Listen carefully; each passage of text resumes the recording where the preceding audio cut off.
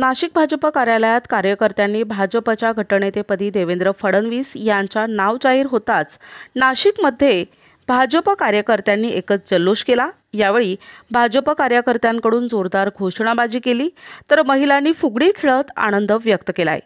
भाजप पदाधिकारी कार्यकर्ते यांनी ढोल ताशांच्या गजरात थिरकत आनंदोत्सव साजरा केला। देवेंद्र फडणवीस यांचं नाव जाहीर झालं असून देवेंद्र फडणवीस हेच आता मुख्यमंत्री पदाची शपथ घेणार हेही स्पष्ट झाले। राज्यात महायुती सरकार पुन्हा येत असल्यानं शहराध्यक्ष प्रशांत जाधव यांनी विकासाला गती मिळेल असा आशावाद व्यक्त केला।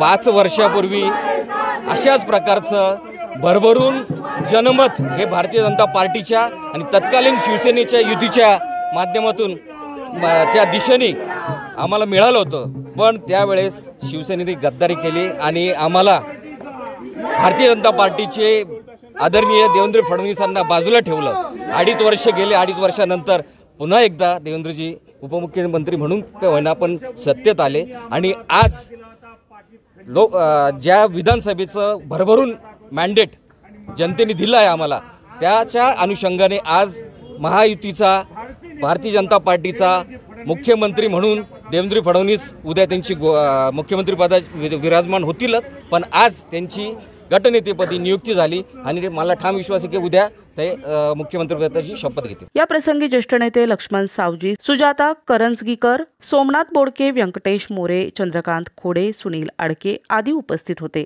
प्रतिनिधी उमेश अवणकर, दिशा न्यूज, नाशिक।